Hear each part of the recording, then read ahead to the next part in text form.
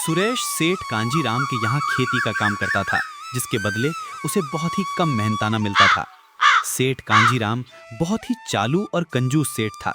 वो मजदूरों से दिन रात मेहनत करवाता, लेकिन जब पगार देने का टाइम आता तो बहाने बनाकर उसमें से भी कम पैसे देता। अरे सब जल्दी जल्दी काम करो, इतने काम चोर हो गए हो तुम सब। अभी तक तो ये काम पूरा हो जाना चाहिए था और तुम लोगों ने आधा तक नहीं किया। अरे मालिक, सुबह से ही तो लगे हैं, कुछ खाया भी नहीं और थोड़ा सा आराम तक नहीं किया। तू क्या बोलना चाह रहा है कि मैं तुझे खाना भी खिलाऊं और ऊपर से आराम के पैसे दूं? ज्यादा जबान मत चला, काम पे ध्यान दे। मालिक, हम कर तो रहे हैं काम, आज शाम होते होते सब हो जाएगा। बस आप इस बार महीने की पगार पूरी दे देना। बोल तो ऐसे रहा है, पैसे देता ही नहीं हूँ। अपनी काम चोरी छुपाने के लिए तुम सब मेरे ऊपर इल्जाम लगा दे रहे। मेरे पास इतना टाइम नहीं है, शाम तक सब काम हो जाना चाहिए, वरना पैसे पूरे नहीं मिलेंगे। सेठ बहुत ही खड़ूस और अत्याचारी था। दिन रात गधे की तरह मजदूरी कराने के बाद भी बाज नहीं आता था। सारे मजदूर उससे परेशान थे। वो जानते थे कि काम ना होने की वजह से सेठ उन सब का फायदा उठाता है। शाम हो जाती है और थोड़ा सा काम रह जाने पे सुरेश अपने घर वापस आ जाता है, जहाँ पे सब उसका खाने पे इंतजार कर रहे होते हैं। मम्मी देखो, पापा आ गए, पापा आ गए। पापा, आप कुछ लाए नहीं? हाथ में भी कुछ नहीं है। अरे भोलू, थोड़ा तो रुक जा, अभी अपने पापा को आराम से बैठने तो दे। बेचारा सुबह से शाम काम करते करते थक जाता है, पर वो जालिम सेठ इनकी पगार बढ़ाने की बजाय दिन दुगना काम ही कराता है बस। छोड़िए न माँ, दिन भर उसका चेहरा देख के वैसे ही दिमाग खराब रहता है। अब घर पे भी उसकी बात नहीं सुननी। खाना निकलवाइए, भूख लगी है बहुत। जी आइए, आप सब लोग बैठ जाइए, मैं खाना लगा देती हूँ।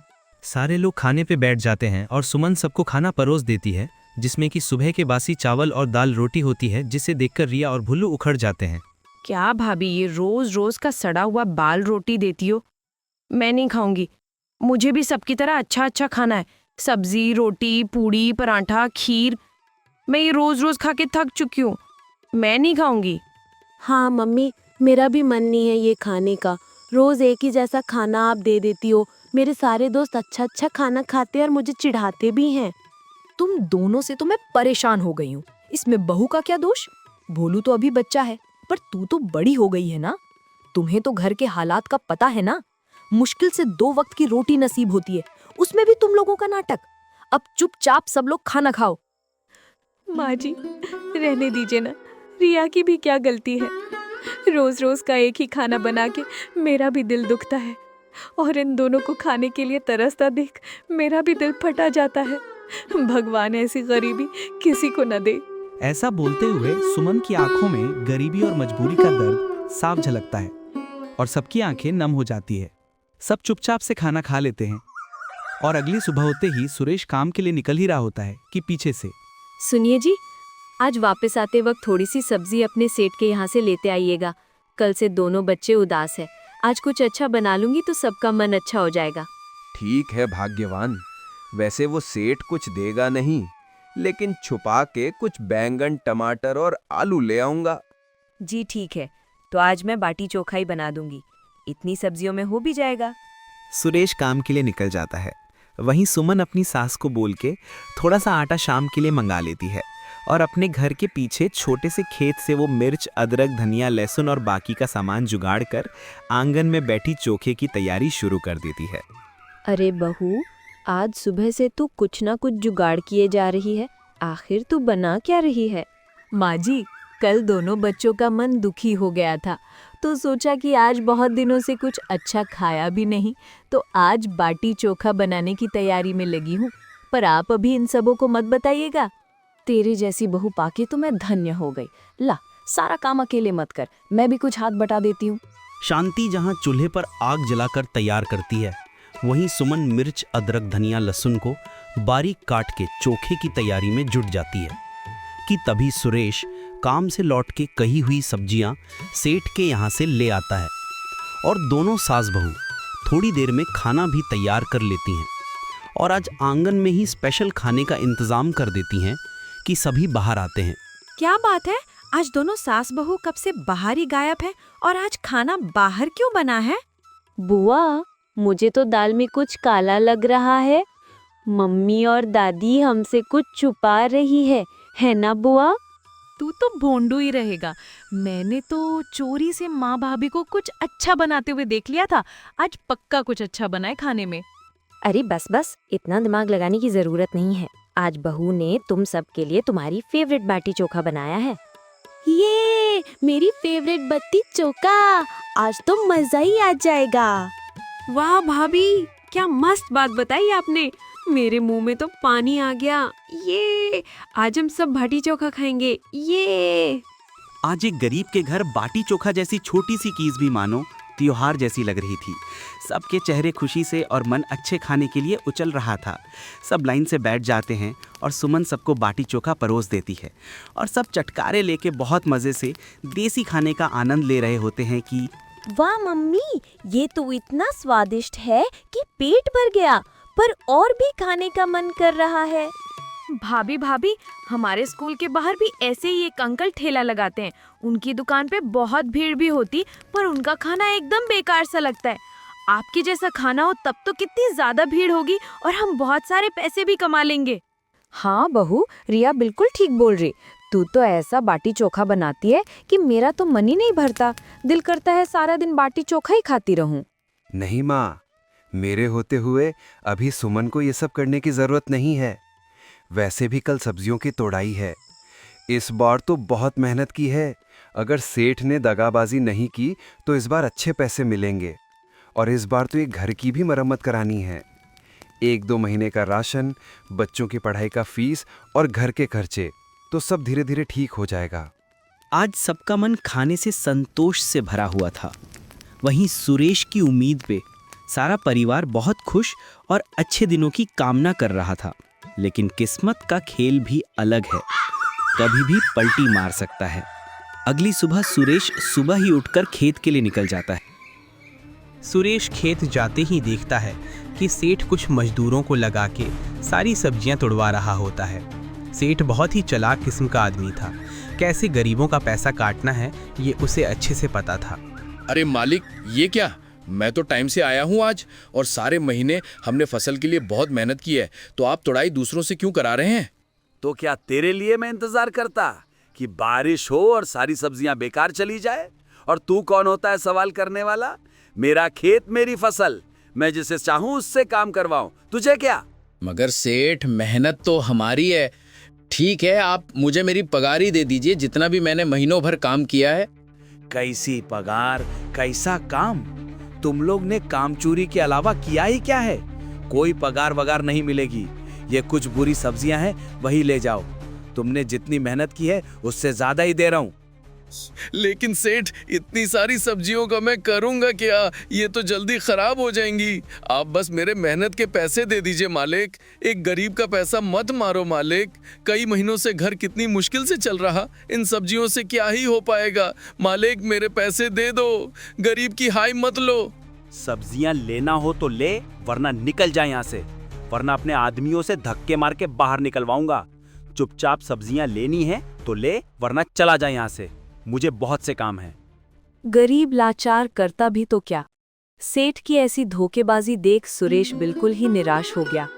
जहां कल तक एक उम्मीद थी नई जिंदगी की, सब कुछ बिखर चुका था। कुछ ना मिलने से बेहतर उसने वो सब्जियां साथ उठा लाया और घर को निकल गया, जहां सब उसकी राह देख रहे थे, क्योंकि वही उम्मीद उसके परिवार को भी थी। अरे बेटा, ये क्या? ये इतनी सारी सब्जियां घर क्यों लाया है? ये लीजिए पानी। बहुत थक गए होंगे आप। और सच में इतनी सारी सब्जियां आप लाए क्यों, और इनका हम करेंगे क्या? तभी अचानक से सुरेश के सब्र का बांध टूट जाता है और वो फूट फूट कर रोने लगता है। अरे मैं तबाह हो गया। अब पता नहीं क्या होगा। उस धोखेबाज सेठ ने फिर से धोखा दे दिया। आज पगार देने के समय बहाने बनाकर दूसरों से सब्जियां तुड़वा ली और सारी गलती मेरी बता के पगार देने से पल्ला झाड़ लिया। अब क्या होगा? सब बर्बाद हो गया। मैंने तो पहले ही बोला था आपसे, मत करिए उस सेठ के यहाँ काम, लेकिन आपने मेरी कहाँ सुनी। वो सेठ किसी का सगा नहीं है। अरे कीड़े लगे उस कमबख्त को जिसने गरीबों का ही पैसा मारना सीखा है। बेचारे मेरे बच्चे ने इतनी मेहनत की और उसने उसका सारा पैसा खा गया। अरे उस सेठ को कुछ हजम नहीं होगा। हाय हे। मासी जी संभालिए अपने आप को। और जी आप भी चिंता मत करिए, इतना परेशान होने से कुछ नहीं होगा। अब हमें ये सोचना है कि इतनी सारी सब्जियों का हम करेंगे क्या। इसका कोई उपाय नहीं सोचा है तो ये थोड़े बहुत भी जो पूंजी है खराब हो जाएगी। हाँ, बहू तो सही कह रही है। रोने का अब क्या फायदा। बेटा ऐसा कर कि तू सुबह मंडी जाकर अच्छे दाम में इसे बेचा। थोड़े बहुत पैसे मिल जाएंगे तो ये महीना तो निकल जाएगा। मैं बहू मिलकर सब्जियां अलग अलग कर देती हैं। तू सुबह इन्हें मंडी में बेचना। सुबह होते ही सुरेश सारी सब्जियां लेके मंडी के लिए निकल जाता है, जहां कई दुकान गल्ले पे बात करने पे पता चलता है कि कोई भी उनकी सही कीमत नहीं देता। मजबूरी समझ के कोई आधे पौने दाम या उससे कम में ही खरीदना चाहता था, जिससे निराश होकर सुरेश सब्जियों को लेके घर वापस आ जाता है। क्या हुआ सुरेश, तू सारी सब्जी वापस क्यों ले आया? माँ, मंडी में कोई भी अच्छी कीमत नहीं दे रहा, और कीमत दे भी रहा तो ऐसी जैसे ऊँट के मुंह में जीरा। ऐसे दाम में बेचने से अच्छा तो घर का 4-5 दिन का खाना तो बन ही जाएगा। हे भगवान, पर इतनी सारी सब्जियों का करेंगे भी क्या? माँ, क्यों ना भाभी इसे बाटी और चोखा बना के हमारे स्कूल के तरफ बेचे। इतना टेस्टी बनाती हैं भाभी कि हम सब जल्दी अमीर हो जाएंगे। हाँ, और अच्छा अच्छा खाने को भी मिलेगा। वाह मेरी बच्चों, ये हुई ना बात। सही कह रही है बहू। ऐसा कर कि हम दोनों मिलके ये काम शुरू करते हैं। वैसे भी अब सिर्फ सुरेश पे घर का भार देना ठीक नहीं है। हाँ माँ, मैं भले ही बाहर नहीं जाऊंगी, पर घर का सारा काम और भोलू को संभाल लूंगी। आप दोनों घर की बिल्कुल भी चिंता मत करना। पर माँ, लोग क्या कहेंगे? मेरे होते हुए घर की सास बहू को बाहर खाना बेचना पड़ रहा है। बेटा मेरी बात सुन, क्या ये लोग, ये जमाना तुझे खाने को पैसे देगा? अगर देगा भी तो 1 या 2 दिन, उसके बाद कोई नहीं आएगा। अपनी जिम्मेदारी अपने को ही निभानी पड़ेगी। और मेहनत का काम करने में शर्म कैसी? कौन सा चोरी कर रहे? तू ज्यादा सोच मत। तू बाहर काम करके थोड़ा पैसा जमा करेगा और मैं बहू अलग काम करेंगी। बस यही मेरा फैसला है। शांति की समझदारी और तर्कपूर्ण बातें सुनकर सब बिना किसी सोच के तैयार हो गए और दोनों सास बहू रात में ही आधी तैयारी में जुट जाती है। सुबह होते ही शांति उबले में आग लगा देती है और सुमन मिर्च, अदरक, लहसुन बारीक काट के मसाला तैयार कर देती है और बैगन, आलू और सब्जियां आंच पर सेंक लेती है। उधर रिया बाटी का आटा लगा देती है और सुरेश बच्चों के साथ दुकान का सामान भी तैयार कर देते हैं। दोनों सास बहू सारा सामान लेके बाजार के लिए निकल जाती हैं और वहां दोनों मिलके 4 डंडे और प्लास्टिक के जुगाड़ से अपनी छोटी सी दुकान तैयार कर देती हैं। वहीं कुसुम अगल बगल की अच्छे से सफाई कर देती है और दुकान का सारा सामान अच्छे से जमा देती है। दोनों सास बहू अब दुकान लगा के ग्राहकों का इंतजार करती है। आधा दिन निकल जाता है पर कोई भी सास बहू के दुकान पर नहीं आता। तभी एक ग्राहक उनके दुकान पे आता है। माताजी, जरा 1 प्लेट बाटी चोखा देना। अच्छा स्वाद तो है ना माताजी? हाँ बेटा, अभी देती हूँ गरम गरम बाटी। एक बार खा के तो देखो बेटा, बहुत पसंद आएगा। खाने के बाद उसको बाटी इतनी पसंद आती है कि वो कस्टमर तारीफ करते नहीं थकता। माँ जी, ये भाती नहीं, ये तो अमृत है। बचपन में मेरी माँ के हाथ का स्वाद याद आ गया। बहुत स्वाद बना है माताजी। ऐसा करो, मुझे 2 प्लेट पैक भी कर दो आप। जी जी बेटा जी, अभी कर देती हूँ और दोबारा खाने जरूर आना। ऐसे ही दुकान पे कुछ और ग्राहक आ जाते हैं, जिससे बहुत अच्छा तो नहीं कह सकते, लेकिन हाँ, नई शुरुआत के हिसाब से आज का दिन दोनों सास बहू के लिए ठीक ठाक सा। अगले दिन सुबह होते ही दोनों सास बहू आज जल्दी ही बाजार के लिए निकल जाती हैं और सुबह ही अपनी दुकान लगा देती है। और कल के जैसे आज उनको निराशा नहीं होती, क्योंकि आज दुकान लगाते ही एक ग्राहक आ जाता है। दीदी मुझे 2 प्लेट बाटी बना दो ना, क्या अभी तुरंत मिल जाएगा? जी दीदी, बस 2 मिनट बैठ जाइए, तुरंत गर्मा गर्म बाटी निकाल कर देती हूँ। आप बैठ जाइए दीदी। सुबह सुबह पहली बोहनी, वो भी दुकान खोलते ही, दोनों सास बहू में एक नया जोश भर देती है, जिससे वो पूरे दिन और भी मेहनत के लिए तैयार हो जाती हैं। देखते ही देखते कल की तुलना में आज उनके बटी के ग्राहक काफी ज्यादा थे और दोनों सास बहू की दुकान पे भीड़ भी होने लगी थी। अम्मा जी, जरा मुझे 4 प्लेट पैक कर देना, गर्मा गर्म हो जाएगा ना अम्मा जी? हाँ बेटा जी, बस अभी लगा देती हूँ। बस इनको खाने के लिए दे दूँ, तुरंत कर देती हूँ। आंटी जरा मुझे भी 6 प्लेट पैक कर देना ना, थोड़ा जल्दी करना ना आंटी प्लीज। देखते ही देखते आज दोनों सास बहू का सारा माल आधे दिन में ही बिक जाता है और आज उन्हें अच्छी खासी कमाई भी होती है, जिससे दोनों की आंखों में अच्छे दिन की चमक साफ दिखाई देती है। माँ जी, आज तो इतनी जल्दी सारा माल खत्म हो गया। कल से हमें और भी माल तैयार करना होगा। अभी तो आधा दिन और बाकी है। मुझे तो यकीन ही नहीं हो रहा माँ जी। भगवान तेरा बहुत बहुत धन्यवाद। आखिर तूने रास्ता दिखाई दिया और मुझे तो खुशी के साथ गर्व भी है कि भाई तूने मेरा कितना मान बढ़ाया है। आज तू ना होती तो मैं भी ये थोड़ी ही कर पाती। मैं तो आज बहुत खुश हूँ, लेकिन अब जल्दी घर चलते हैं ताकि कल के लिए और भी अच्छी तैयारी कर सके। दोनों सास बहू सामान लेके घर की ओर निकल जाती है और अगले दिन दुगना माल लेके दुकान लगाती है और सुबह ही कस्टमर की सेवा में लग जाती है। देखते ही देखते ग्राहकों की भीड़ हो जाती है और दोनों सास बहू का काम अब अच्छे से जम जाता है। ऐसे ही कई दिन बीत जाते हैं और अब दोनों सास बहू एक दुकान की जगह 2-2 दुकान खोल देती है, जिससे अब उन्हें दुगना मुनाफा होने लगता है। अब सुरेश भी मजदूरी छोड़ के दोनों सास बहू की मदद करने लगता है, जिससे उनके हालात अब पहले से बेहतर होने लगते हैं। आज सुबह सुबह दोनों सास बहू दुकान लगा ही रही होती हैं कि एक पुलिस वाला उनके यहाँ आ जाता है। ए ये सब क्या लगा रखा है? खाली करो ये जगह तुरंत। किसकी परमिशन से तुम लोग यहाँ दुकान खोल रही हो? तुरंत सारा सामान हटाओ।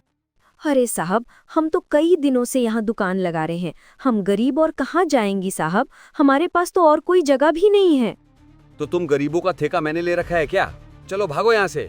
अच्छे से बोल रहा हूँ, निकल जाओ, वरना अभी सब दुकान उठवा लूंगा, समझी? हम प्यार से बोल रहे हैं तो मान जाओ ना साहब। और भी तो लोग यहाँ दुकान लगा रहे हैं। क्या ये नियम कानून सिर्फ हम गरीबों के लिए है क्या? सवाल करेगी तू मुझसे? और लोग यहाँ हफ्ता देते हैं, हफ्ता। तुम भी दो और तुम भी लगाओ, और अगर ना दे पाई तो कल से दिखना मत यहाँ, वरना बेइज्जत करके भगा दूंगा। साहब, हम गरीब कहाँ जाएंगे साहब? थोड़ी तो दया करो बेटा। इस उम्र में इतनी मेहनत कर रही हूँ, कौन सा चोरी या गलत काम कर रही हूँ साहब? थोड़ी तो दया करो साहब। तुम दोनों ऐसे नहीं मानोगी, अभी बताता हूँ तुम्हें। लालची पुलिस वाले ने बिना सोचे समझे दोनों की दुकान को तोड़ना शुरू कर दिया और देखते ही देखते उनकी दुकान सामान सब तोड़ फोड़ के वहां से चला गया और दोनों सास बहू आंखों में आंसू लिए बस अपनी बर्बादी देखती रही। माँ जी, हमारी तो सारी दुनिया ही खत्म हो गई।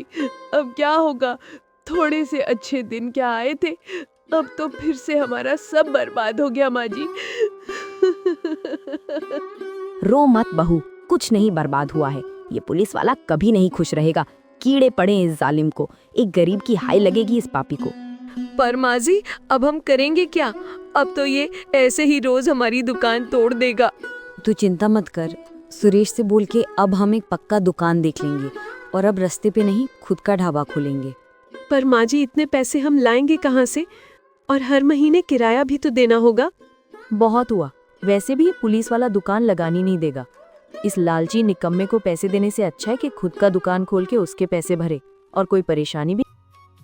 शांति की सूझबूझ से कुसुम बहुत खुश होती है और अब सुरेश एक दुकान भी ढूंढ लेता है जहां दोनों सास बहू अपना खुद का ढाबा खोल देती हैं और अब तो और भी ग्राहक उनके यहाँ आने लगते हैं, जिससे उनके अच्छे दिन के आने की उम्मीद और बढ़ जाती है। ऐसे ही ग्राहकों की भीड़ से कई दिन और महीने बीत जाते हैं। अब दोनों सास बहू अपनी सूझबूझ और मेहनत से अपना खुद का नया घर बना लेती है। वहीं भोलू का अच्छे स्कूल में एडमिशन भी कराती है तो रिया को अच्छे कॉलेज में दाखिला दिलाती है और अब सुरेश भी दोनों के साथ मिलकर ढाबा चलाने लगता है और उनकी खुशियों के दिन अब हमेशा के लिए वापस आ जाते हैं।